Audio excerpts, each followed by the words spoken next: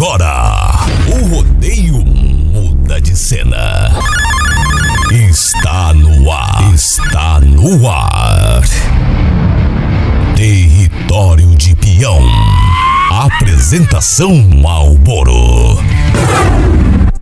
Alô, amigos do mundo do rodeio! A partir de agora começa o programa Território de Peão. Sejam muito bem-vindos! Esse programa que nasceu no intuito de fomentar o nosso esporte, o esporte mais bruto do planeta, o rodeio brasileiro, o mundo do agro e tudo que acontece dentro e fora das arenas de rodeio em todo o Brasil. Aqui, pela City TV, canal 525, pela Claro, pelas plataformas digitais e pelas Box TV. A partir de agora, o mundo do rodeio, o Território de Peão conectando você ao homem do campo, ao produtor rural e também aos grandes profissionais de rodeio em todo o Brasil. E hoje eu estou tendo a grande satisfação, o privilégio de estar recebendo aqui no nosso programa um dos maiores locutores de rodeio do Brasil, natural de Polônia, ou ele que vem consagrado aí como um dos locutores que traz a essência da tradição sertaneja e mantém viva aquela tradição da locução antiga e também inovando, trazendo a grande emoção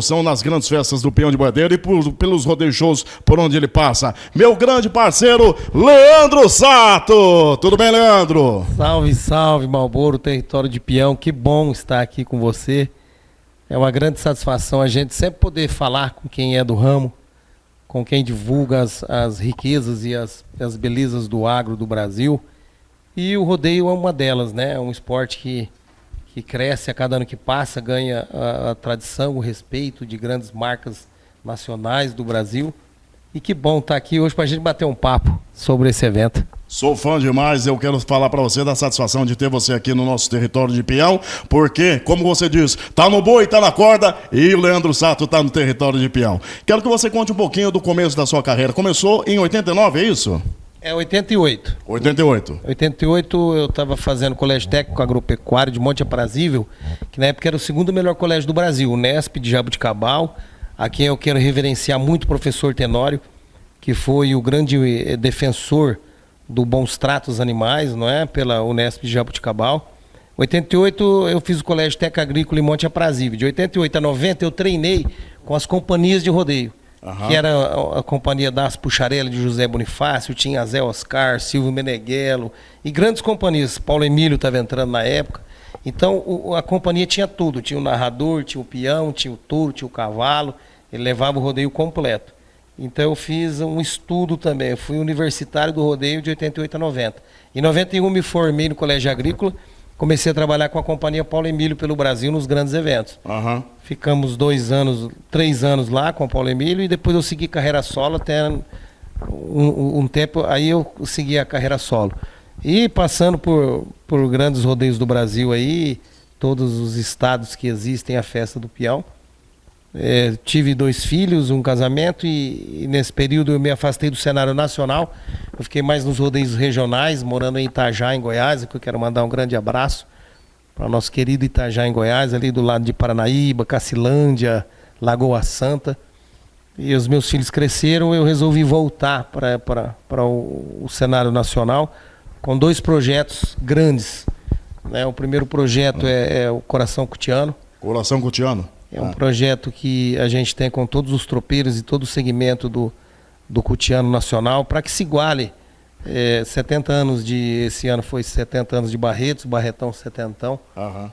E você pode perceber que na logo de Barretos tem um cavalo pulando no cutiano. Exatamente. O rodeio do Brasil começou no boi na estrada. O primeiro frigorífico Barretos, as boiadas de todos os estados vinham tangidas, tocadas pela estrada com as comitivas para Barretos. Peão parado inventa. Uhum, então um comissário... Isso é verdade. Dizia, olha, eu tenho um cavalo ali que pula, uma mula que pula, e o outro comissário falava, eu tenho um peão que monta bem, e assim começou o rodeio do Brasil em Barretos com o cutiano. Então os peões de touros, os competidores de touros, eles tiveram uma porta internacional através dos grandes campeonatos nacionais que o Brasil começou a exportar esses competidores de touro, e nós temos aí grandes campeões mundiais no touro. Mas também nós não podemos esquecer a origem do rodeio brasileiro, que é o cutiano. Exatamente. Esse projeto é um projeto que tem adesão de grandes nomes da música sertaneja também. O patrono desse projeto é o Edson, da dupla Edson e Hudson. Ó, bacana, hein? O outro patrono nosso é Roberto Biasi, da WR, que foi um grande fomentador da nova fase do rodeio do Cutiano do Brasil, com a introdução do cruzamento. Eu estava conversando isso com o Kaká. Nós estamos hoje aqui em São José dos Campos fazendo o Vale Rodeio, com o Zé Carlos Nunes, com a MP do Marcos Pacheco, que é um grande parceiro. E a gente estava conversando isso. O Kaká falou, olha, o segmento da nova era do Cutiano não é tanto pela genética, que a genética a gente não consegue provar 100% que ela funciona. Sim. Mas assim, cruzamento de aptidão para pulo, vamos se dizer assim, para cócega, para pulo, são os equinos do Brasil. E essa nova época do Cutiano, o Cutiano passou por umas dificuldades grandes, ele corria o risco de ser somente uma apresentação. Exatamente, tem uma parada grande, né? Exato. Não é todos os rodeios que tem o rodeio cutiano, que é uma pena pra gente, né? Que ama tanto essa modalidade tão bonita. E a tradição, não é? É isso. Então, e até a docilidade do próprio quarto de milha, até os pássaros, a natureza, ela era muito mais selvagem, ela ficou muito mais doméstica agora, toda a natureza. E assim também não é diferente com os equinos.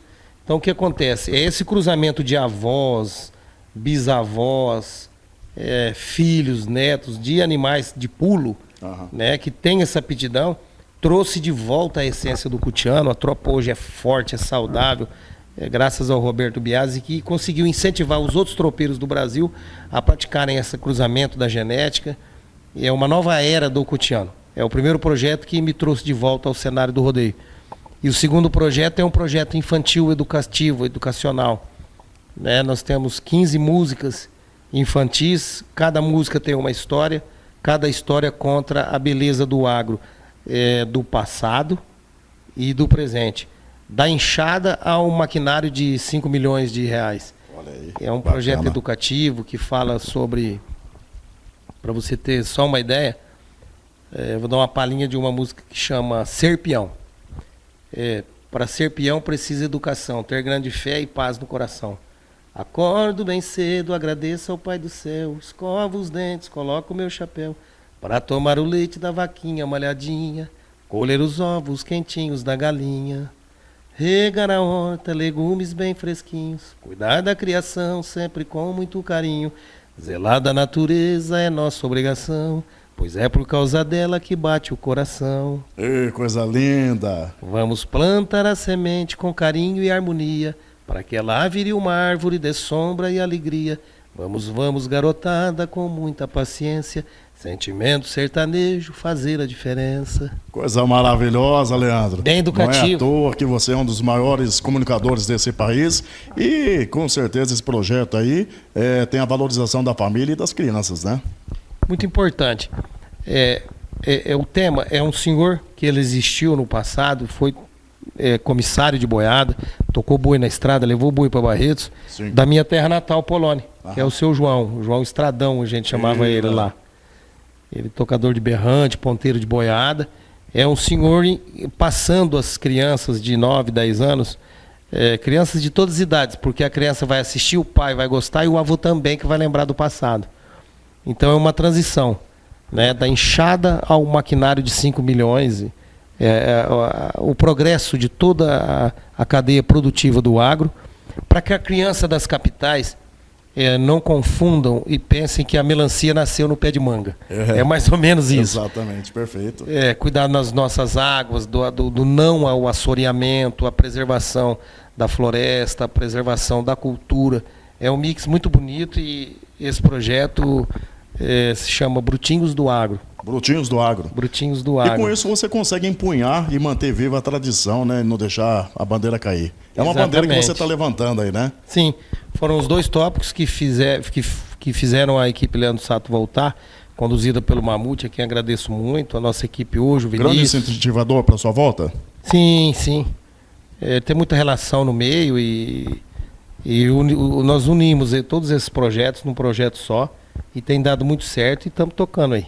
Bom demais. Queria que você falasse um pouquinho do seu início. Qual que é aquela lembrança de uma coisa que você passou no passado, né, que marcou para você? Uma lembrança assim de alguém que talvez tenha fechado uma porteira na sua cara, que algum não que você recebeu e o que te fez manter viva a vontade de permanecer na profissão? Eu vi uma entrevista sua, achei fantástico e postei lá. Até que foi o que nos aproximou através do Zé Cowboy. Você dizendo daquela época do passado, do biscoito, você comprando a fita, eu fui relembrando a minha infância também, acompanhando Zé do Prato, Barra Mansa, Donizete Alves, os grandes narradores do passado. Peguei um pouco ainda de Tanabi, como é que chamava, rapaz? Um narrador fantástico, ele falava elegância, Zé Ribeiro, significa rapidez. O que me lembra muito e me marca muito, eu tenho um amigo até hoje, ele montava na companhia, marca ferradura de José Bonifácio, o Neno, e ele me levou para lá num Fusquinha azul, e ele, na chegada, ele falou pro proprietário, que é o Dácio Pucharelli, já em memória, falou: Dácio, esse é o narrador que vai começar a trabalhar com a gente aqui, veio para aprender. Aí o Dácio olhou e falou: mas japonês fala rodeio? Porque Sato, né? Meu pai é japonês, minha mãe é italiana com espanhol. Olha, então é tatu com cobra, né? É o brasileiro. É a mistura, né? Aí o Neno falou: esse narra, esse fala. E nós montamos num caminhão furgão que só tinha uma janelinha e os peões ele jogando baralho e 20 peões ali num caminhão furgão, nós só para Guaxupé. Nunca esqueço. Sim. E o que me marca muito nessa transição era a dificuldade de ser um profissional na época. Por conta de que nós tínhamos 50 touros para narrar, 50 cavalos para narrar, muita poeira para engolir narrando. E madrugadas adentro, era muito sacrificante. A qualidade do som para a época era ótima, mas hoje a gente vê o tanto que a tecnologia nos ajuda, né? Com certeza. Hoje, e eu pensava isso no passado. No começo eu falava: o rodeio precisa ser um programa de TV ao vivo.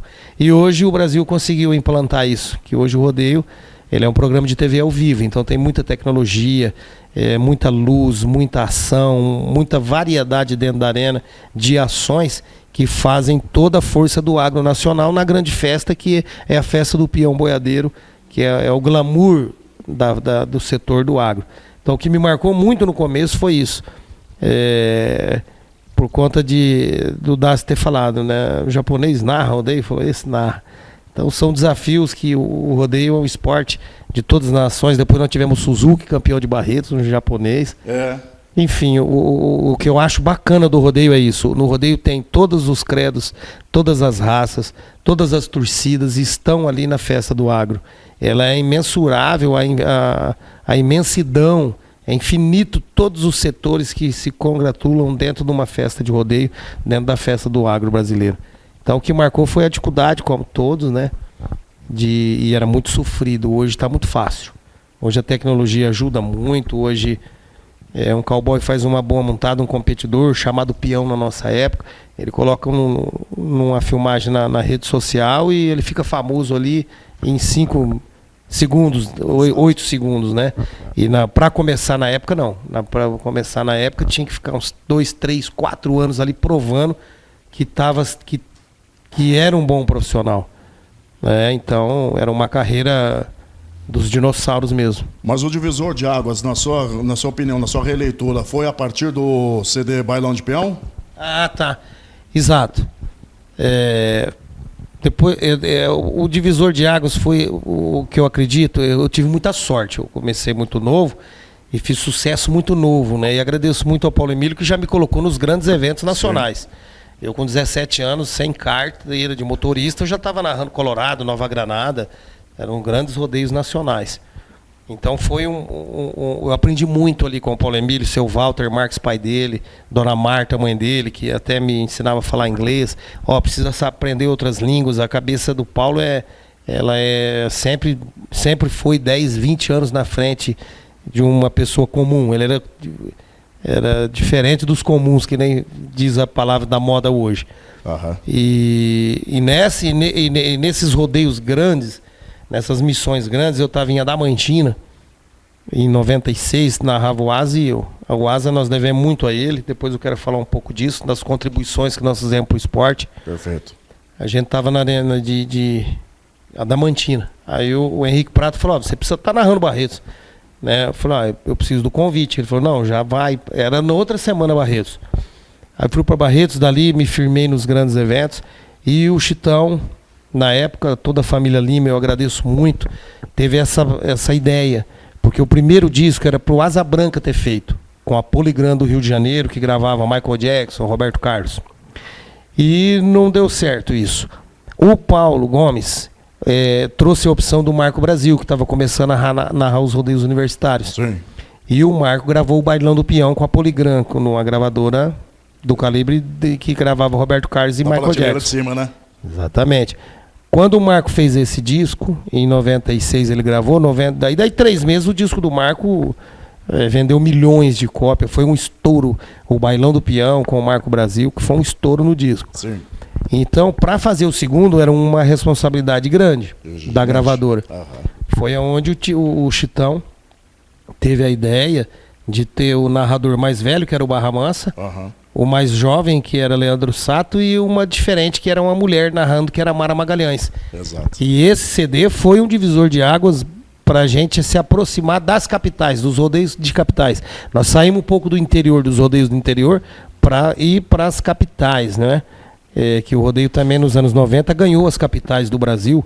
Nos anos 80, o pessoal tinha preconceito um pouco com o caipira, a música tocava na AM de madrugada. Muita gente tinha vergonha de usar chapéu, que hoje é uma honra, né? Hoje é uma honra. Hoje você tem uma bota no pé, uma fivela, tá trajado, um chapéu na cabeça, você é granfino. Exato. Então eu passei, porque por começar muito jovem e vim de uma família rural também. Meu avô tinha fazenda de café ali em Junqueiro, uma cidade pequenina perto de Polônia. Seu pai era produtor, então? Meus avós sim. Minha avó também, japonês e italiano sim. Né? E meu pai japonês não queria muito que eu fosse pro rodeio, não. Ele queria que eu fizesse faculdade em Jabuticabal, Unesp, e me formasse veterinário. Mas eu me formei técnico agropecuário, que era mais rápido para poder narrar. Mas o divisor de águas da carreira foi a partir do Bailão do Peão, sim, ser muito bem lembrado. Você sabia que nós temos uma coisa em comum? Se chama Tenor das Arenas Barra Mansa. Barra Mansa. Barra Mansa é um amigo meu particular, onde eu quero mandar um abraço muito grande a toda a família do Barra Mansa, a Aline, todo o pessoal lá. O Barra Mansa, na pandemia, nós tivemos... a gente era amigo particular, ele vinha aqui pro Vale, ficava em casa, enfim, fizemos muito trabalho juntos. E... na pandemia resolvemos de fazer também um CD, podemos dizer assim, com produção própria, né? Legal. Onde ele tá me lançando também, né? A gente voltando aí para as arenas aí com o apoio do Barra Mansa. E essa conectividade aí, o grande ensinamento que o Barra Mansa nos deixou, e a gente tem isso em comum, é uma satisfação muito grande. Poder falar que nós tivemos uma história muito grande com um dos maiores locutores de rodeio desse país, que nos deixou e deixou muita saudade, né, Leandro? Muita.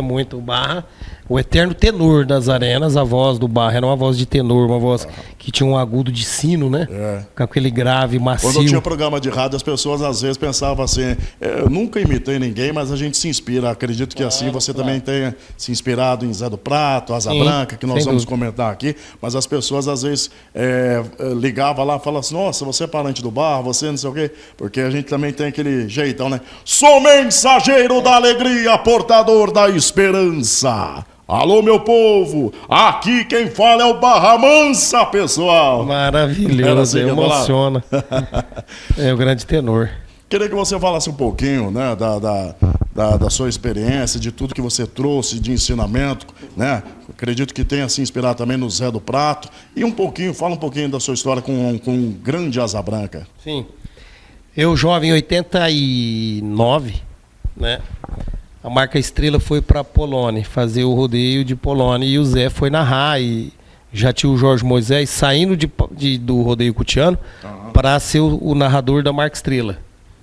E a comissão pediu, eles aceitaram, o Zé também, eu comecei a narrar ali o rodeio do amador de Polônia com o Zé do Prato e o Jorge Moisés, e o Zé gostou. Falou, ó, vou chamar teu pai e tua mãe, vou conversar com eles. E tava uma noite chuvosa, meio garoando, uma chuvinha fina. Minha mãe e meu pai no guarda-chuva, embaixo do caminhão da Marca Estrela, ficou com vergonha de subir no caminhão. O Zé desceu debaixo do guarda-chuva e falou, olha, eu vou levar o Leandro comigo. Ele vai ter um estágio comigo. Não vamos pensar em dinheiro, vamos pensar que eu vou ensinar um ofício para ele, que ele vai ter futuro na profissão. Eu já tenho o Jorge Moisés e eu quero levar o Leandro para dar umas aulas para ele. Aí me levou Itajubi, me levou Mendonça, me levou nos rodeios, aprendi muito com o Zé do Prato, mas eu me formei em 90, em janeiro de 91 ele já faleceu, então eu convivi pouco com ele, não é? Mas ele me deu um empurrão. E nesse rodeio de 89 em Polônia, o Asa Branca veio visitar a festa no sábado, né? E a família do Asa ali em Polônia, o pai do Asa Branca, a família dele era amiga da minha família. Que coisa boa. Do meu avô, eles já faziam um negócio de gado junto ali em Turiúba, Junqueira, Monções, Macaubal. Região inteira ali. Naquela região. E, enfim, aí não encontrei o Asa lá, falei, Asa, tô seguindo a carreira. Ele falou, o que eu puder te ajudar, vou te ajudar. E quando eu fui seguir carreira solo, o Asa era a Xuxa do rodeio. Exatamente. E ele dizia pro contratante, ele falava, olha, se puder, contrate o Leandro Sato, por conta de que quando eu deixo a arena, a temperatura não cai, ele mantém o nível alto. E quando ele entra primeiro, ele prepara para eu chegar. Então, o Asa Branca me ajudou muito a ir nos grandes rodeios. E com essa convivência junto, e o Asa muito ligado à política, ele deu muita sorte no rodeio em Goiás, Mozarlândia. Ele foi correr de um touro, ele pulou a arena para correr de um touro, caiu literalmente no colo do Fernando Henrique, que estava sentado numa mesa. O Fernando Henrique era senador na época, enfim. Uhum. E ele fez aquela ação de Barretos, de pôr o Fernando Henrique dentro de Barretos. E o Fernando Henrique, lembro bem disso aí. O Fernando Henrique se tornou presidente da República.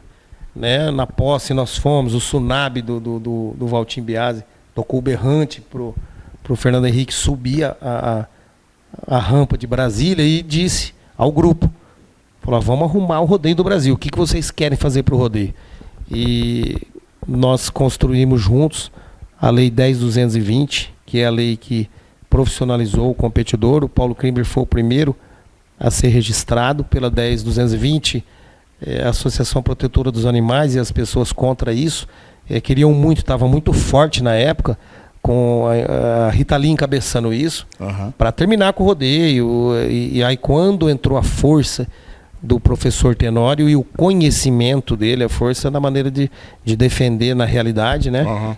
E essa tese dele foi passada pelo mundo inteiro. O Kaká conta muito isso, com riqueza de detalhe, e ele provando que o CDI não causava maus tratos.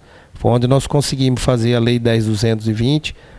Daí, após isso, nós conseguimos fazer a Confederação Brasileira de Rodeio, a Senar. Sim. Presidente Asa Branca, vice-presidente Virgílio Gonçalves, primeiro secretário Leandro Sato. E o Vadão Gomes, na época deputado, nos ajudava muito. E a intenção desse grupo era ter o Paulo Emílio como presidente da Senar. Sim. E o Asa ficou um pouco meio enciumado, vamos dizer assim, não é? E a gente dizia, eu e o Virgílio, saudoso também, dizer para ele, falou, Asa, você é o nosso garoto propaganda, você é o grande artista, você é o grande showman, o idealizador, né? Então você consegue atrair todos para esse projeto. Porém, administrar, o Paulo sempre teve um tino empresarial, comercial. Sim, claro. Precisa ser o Paulo Emílio. Enfim, nós percebemos que não ia seguir isso.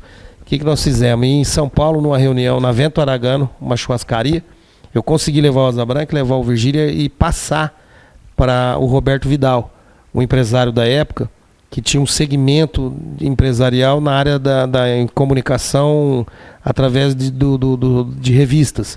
Ele tinha muita revista nacional, a lista EPIL do telefone fixo de casa. Sim, tinha a lista EPIL, uma lista grossa, azul. E o Roberto Vidal era proprietário da EPIL. Então, qual foi o sentimento, o pensamento? Vamos passar a Confederação Nacional para um empresário grande fora do setor que ama o setor.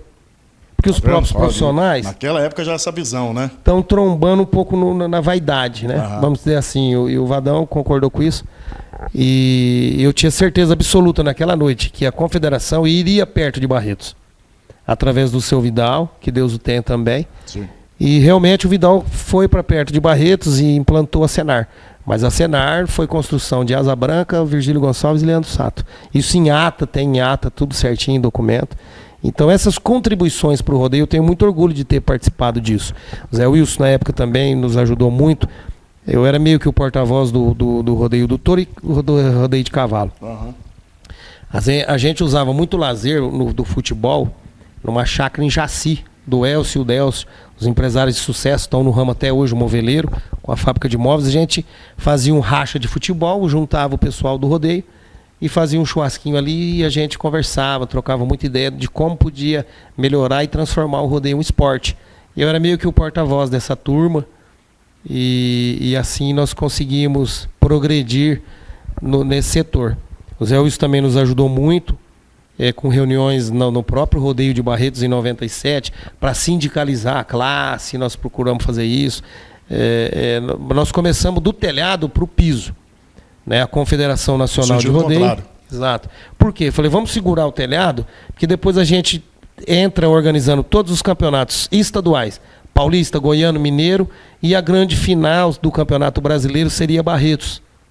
Então a ideia foi muito produtiva na época, era uma ideia além do limite, além do tempo, né? Que hoje, aí depois que vieram os campeonatos. Veio o primeiro campeonato, eu participei dele, que foi o da PRT, Profissional Rodeio Touro. Eu fiz parte desse projeto também, saudoso Ded, Adriano Moraes, Negão Terra Boa, grandes nomes. Eu vou esquecer de muita gente, aqui não vou lembrar de todos. Que foi o primeiro formato do rodeio rápido, informativo, puxando mais para o lado técnico da informação, saindo do rodeio folclore. Que o rodeio nosso, de 88 a 96... Essa transição toda você participou, então? Eu participei toda. A primeira geração do rodeio, que foi a geração do Estradão, eu peguei o pedaço dela. A segunda, do rodeio folclore, que deu o boom dos anos 90, que foi os anos dourados. Sim. Né, onde eu digo de novo que o Asa levou... O Zé do Prato, ele foi o Pelé regional, do interior. E o Asa Branca foi o Ronaldo Fenômeno para levar para o mundo o rodeio. Tá, ele trouxe a juventude, ele trouxe o helicóptero, ele trouxe todas as TVs nacionais, as marcas nacionais, graças ao Asa Branca. E Barretos, com microfone sem fio. Microfone sem fio, então ele contribuiu muito, né? Asa Branca, Raul Seixas e Cazuza, ninguém consegue explicar e definir.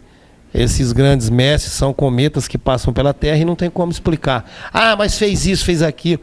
Ele fez isso, fez aquilo na vida pessoal dele. Para o esporte foi uma das pessoas que mais contribuiu. Então o rodeio do Brasil deve reverência à Asa Branca. Valdemar Rui dos Santos. Bom demais.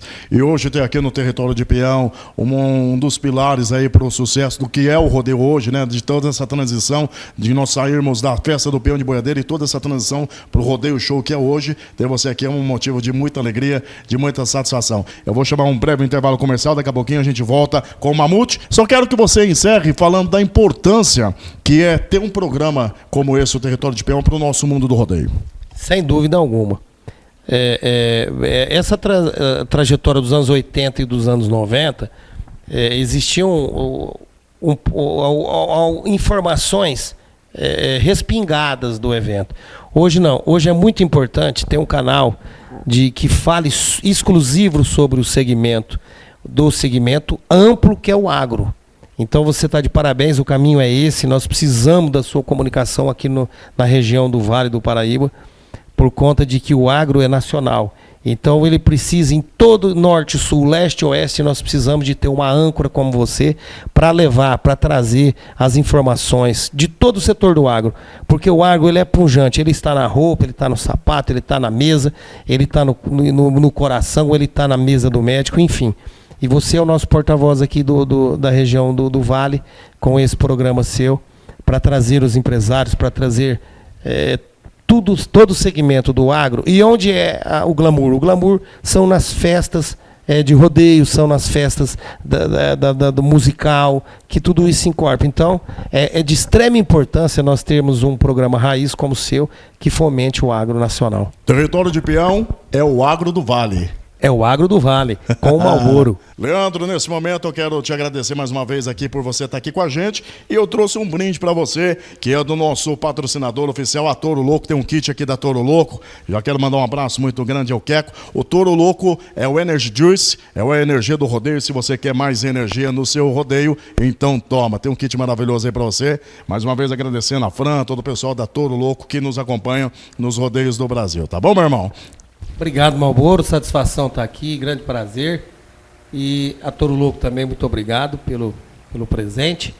E eu quero convidar toda a nação de Bota de Chapéu que nos sigam lá, @Leandro Sato Locutor, e acompanhem também esse programa maravilhoso com o Marlboro, que está numa amplitude grande sobre o agro, vai abrir um leque grande aqui.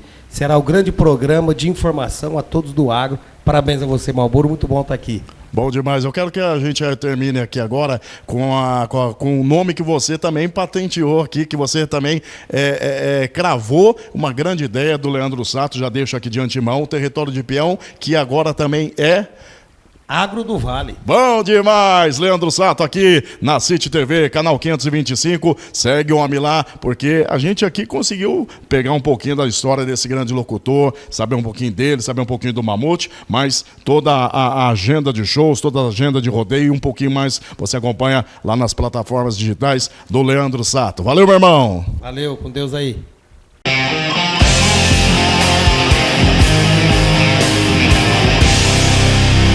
Programa Território de Peão.